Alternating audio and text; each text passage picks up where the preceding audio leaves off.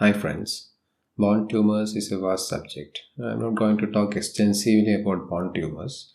Rather, I would be focusing on my own experience in writing various examinations. The aim should be to develop a systematic approach to our answering. Bone tumors sound scary, but the key is to remain relaxed. The person sitting across would be knowing as much as you know. Probably he would be knowing much less because your memories and your knowledge would be relatively up to date and fresh. Our learning objectives today are to know specifically the principles of management of metastatic bone disease, the general principles of approach to malignant tumors, and now specifically the approach to soft tissue sarcomas. In the examination hall, you may be facing a picture like this. The examiner may ask you, tell me about this image. A 54-year-old male, he is having cough, pain in the left shoulder. Or the picture may be like this. A 22-year-old male, night pain, left thigh, swelling. What is your diagnosis? Sometimes you may be facing a photograph like this. A 40-year-old lady with firm swelling in the sole. When you are shown a picture like this, especially when you are shown an X-ray, which is the usual case, you have to describe the lesion on the X-ray.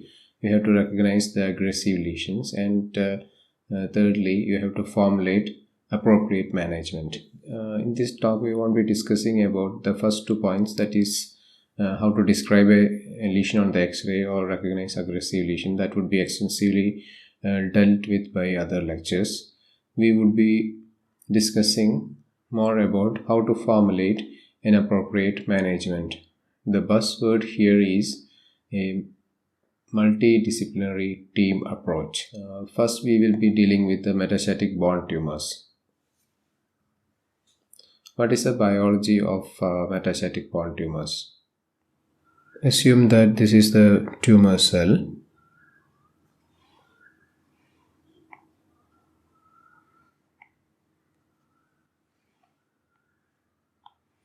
And it is sitting close to a vessel. The tumor cell is intravassated into the vessel with the help of the cell adhesion molecule, and migration is helped by platelet derived growth factor. Through this blood vessel, the tumor cell will be reaching the skeleton. So it will be reaching both the axial and the peripheral skeleton.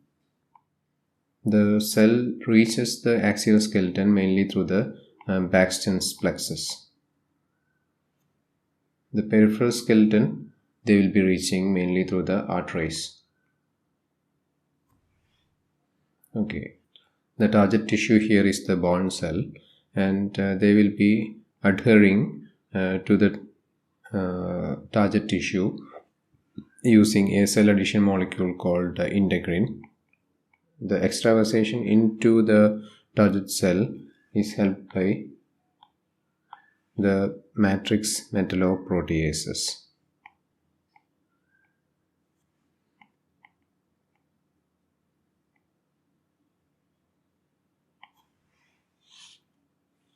Okay, once the tumor cell has reached the target tissue, it will be producing one of the two factors.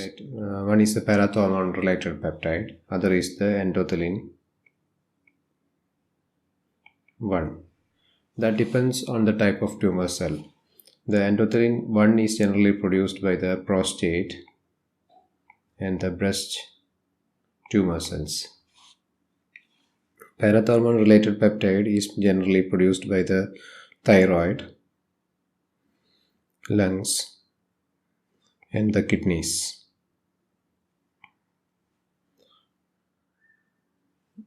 The tumor cells will be acting on the target tissue either with the help of parathormone related peptide or the endothelin 1. And the parathormone related peptide will be activating the Rank-Rankle pathway. It will be removing calcium from the cell, and that will be further activating the tumor cells to produce parathormone-related peptide, and a vicious cycle is formed. And that will be gradually destroying the bone. The endothelin 1 acts on the osteoblast and produces a sclerotic deposit on the bone. So, what are the common presentations of metastatic bone disease? It could be pain, pathological fracture, or metastatic hypercalcemia. We should know the prognosis of this condition. The median survival is shortest for patients with lung cancers, that is around 6 to 7 months. And for thyroid it is 48 months, prostate is 40 months, breast it is 24 months, kidney that may be variable based on that can be as short as 6 months. This slide is important. This is how you approach a metastatic bone disease. We have to first screen for the primary. We have to take a proper history and examination.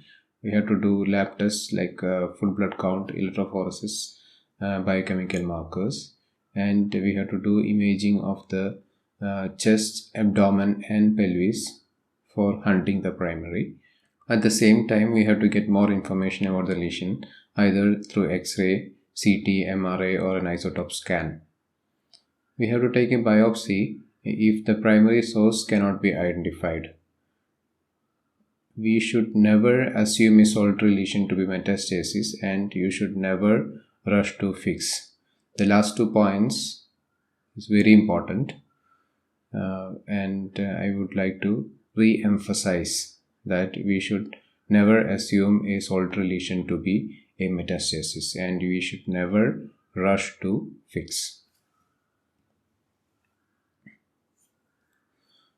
These are the general considerations in any patient with metastatic bone disease. We have to optimize the comorbidities. Hypercalcemia, fluid and electrolyte imbalance has to be corrected. We have to consider preoperative embolization if the tumor is likely to be more vascular, especially if it is a thyroid or a kidney metastasis.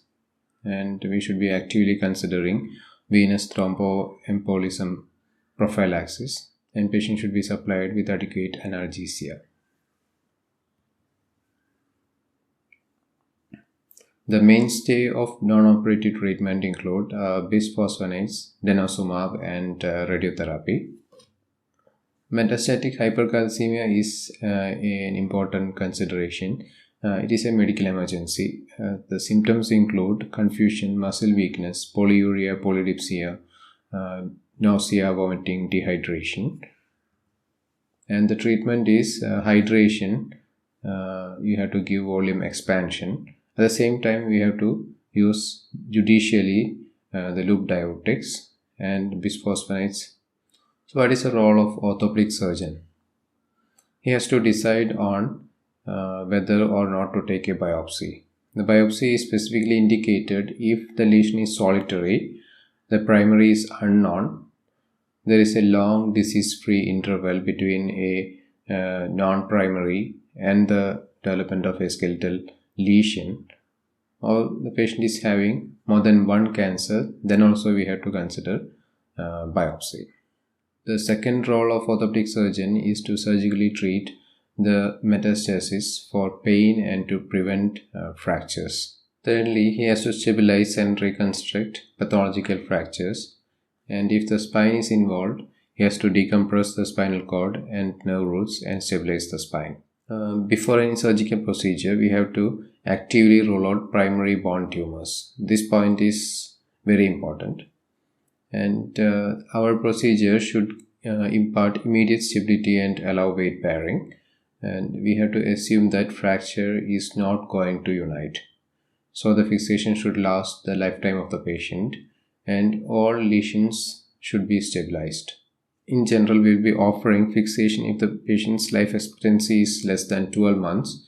If you are expecting him or her to live more than 12 months, and you have to actively consider endoprosthetic replacement. And the risk of fracture is assessed using Merrill's criteria that include pain, type of lesion, location, and the size. Of this, pain is the most important point. And if the patient is having 9 points or more, risk of pathological fracture is more, and we have to go for a fixation. The appropriateness of the operation also depends on the biological age, functional ability, comorbidities and ASA grade, and patient's motivation and life expectancy. Going to the specifics, for hip, if the head and neck is involved, the treatment of choice is cemented hemiarthroplasty. And if it is involving the subtrochanteric region, if it is a limited lesion, we will be offering nailing, or if it is an extensive one, we have to actively consider endoprosthetic replacement. In general, we won't be using bone grafting. For pelvis and periacetabular region, the principles are to debulk the lesion, fill or bypass the defect, and give a durable joint reconstruction. It is worth remembering the Harrington classification for a periacetabular lesion. 1 means the walls are intact, 2 means the medial wall is deficient, 3 means all walls are affected, and 4 means it is a solitary lesion. The spine decompression and fixation is indicated if the patient is having a back pain in isolation, or if there is an impending neurology, or if there is a complete neurology. In general, the extradural tumors are metastatic, intradural extramedullary tumors are benign, and the intramedullary tumors are generally malignant. The spine risk assessment can be quantified using Tokuhashi's risk assessment method, and he recommends considering the general condition, neurology, number of bony spinal mets, number of extraspinal bony mets, number of visceral mets, and the tissue of origin to decide on how long the patient is going to live. And 9 or more points indicate that patient is going to have a longer life, and you have to actually consider spine fixation. Going to the primary bone tumors. What is a tumor? Tumor is an abnormal growth of tissues that is characterized by abnormal cellular proliferation. They continue to grow after initial stimulus and has got no structure or functional organization. The tumor has got no use to the host. We consider them a malignant tumor if they have got a predisposition to local or distant metastatic invasion and destruction. Benign tumors in general do not have a distant metastatic capability. We should know a few more definitions. We should know the definition of the reactive zone, the pseudocapsule, intralesional, marginal, and wide excision. Tumors grow centrifugally and compresses the normal tissue. That forms a structure called a pseudocapsule around the tumor. Around the pseudocapsule, there is an area of edema and neovascularization characterized by inflammatory cells and micronodules of the tumor. This zone is called the reactive zone. If you are excising the tumor through the tumor tissue, then it is called an intralesional excision. If you are excising through the reactive zone, it is called a marginal excision. If you are taking a normal cuff of tissue, it is called a wide marginal excision. And if the entire compartment is taken, then it is called a radical excision. Patients usually present to a physician in one of the 5 possible scenarios. One is an incidentally noted lesion, or a painless or a painful bony lesion, a pathological fracture, or a soft tissue mass. In any case, the initial step in evaluation of these patients is a complete history and physical examination to determine which of these scenarios apply. The likely diagnosis changes significantly depending upon the patient's age and the location of the lesion. So these two are the key pieces of information. You might have seen this picture before. This is taken from internet, and we can see The type of bone lesion is different if the patient is young or old. Suppose the patient is less than 30 years and the physis is not closed. The infection and chondroblastoma are the two common diagnoses you can make if the patient is having an epiphyseal lesion. Fibrous dysplasia, Ewing sarcoma, eosinophilic granuloma, osteodyostoma are some of the few diagnoses you can make if the lesion is a diaphyseal one. Non-ossifying fibroma, simple bone cyst, enchondroma, ABC, osteosarcoma are other lesions which are seen in the metaphysis. But if the patient is skeletally mature and the physis is closed, for an epiphyseal lesion, the differential diagnosis include the giant cell tumor, geode, and infection. If it is a diaphyseal lesion, it could be either metastasis, myeloma, or lymphoma. And for metaphysis, it could be enchondroma, chondrosarcoma, myeloma, or METS. In general, lesions seen almost exclusively in children or young adults include non-ossifying fibroma, unicameral bone cyst, aneurysmal bone cyst, osteosarcoma, and Ewing sarcoma. In patients more than 40 years of age, metastatic lesions and multiple myeloma has to be kept in mind. In patients of any age, other lesions such as fibrous dysplasia, hemangioma, or infection has to be kept in mind.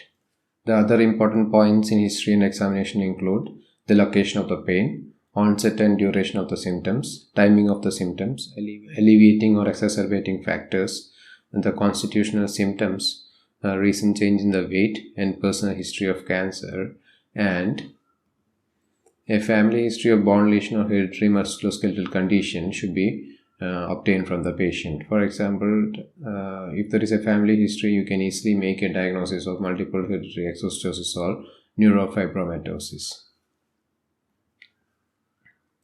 This is again an important slide. This is the slide showing the approach to a primary bone tumor. It is similar to that of a metastatic bone tumor, but there are subtle differences. After your initial history and examination, you have to do something called local staging. We have to get more information about the lesion using the X-ray, ultrasound, CT, or MRI, and an early biopsy has to be considered if the lesion is assumed to be benign to avoid unnecessary staging investigations. The third limb is the systemic staging. You have to take a CT of the chest, abdomen, and pelvis, bone scan, and bone marrow studies. And again, never assume a solitary lesion to be metastasis and do not rush to fix. What are the principles of taking a biopsy? The incision should be longitudinal and it should involve only a single muscle compartment, must not communicate with the critical neurovascular structures. If you are doing an open biopsy, meticulous hemostasis has to be achieved to prevent seeding. If you are using a drain, it should be in line with the incision and always discuss with the pathologist. And most common biopsy technique used in our institute is a true cut biopsy.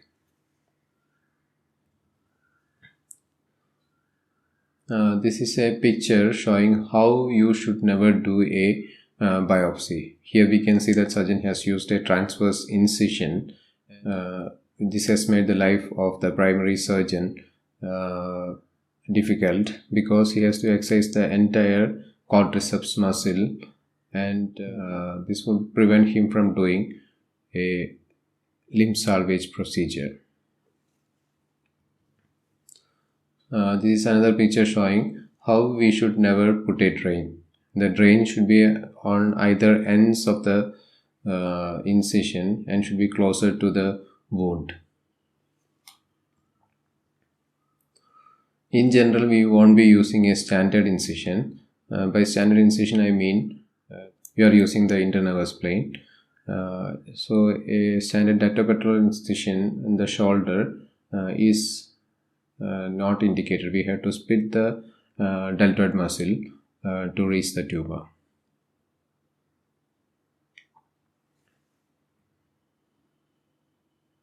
Going back to our previous pictures, if you are given a picture like this or this is the summary of the approach. We have to know what the patient complaints are and do a proper clinical evaluation and do radiographic studies.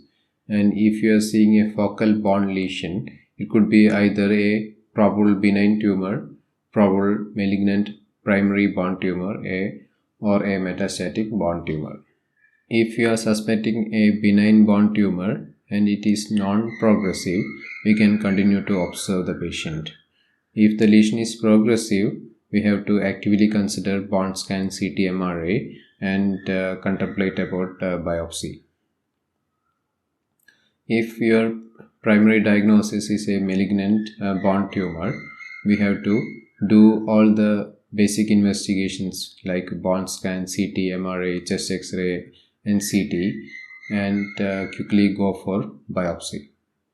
If the patient is suspected to have a metastatic bone tumor, we have to do the battery of investigations like serum electrophoresis, bone scan, chest X-ray, CT of the abdomen, chest and pelvis, and a biopsy is indicated if you are not able to detect the primary. If you are given a soft tissue tumor scenario, the approach depends upon the size. The magic number is 5 centimeters. If the tumor size is more than 5 centimeters, it is deep, firm, solid, or a mixed tumor. We have to consider that it is a probable sarcoma, and we have to do a proper evaluation including the bone scan, gallium scan, MRI, chest X-ray, and CT, and biopsy has to be taken. If the size is less than 5 cm and it is superficial, soft and pure cystic swelling, it is probably a benign tumor and you can continue to observe. If the size is increasing, we can offer a biopsy. This is in general the approach to musculoskeletal tumors.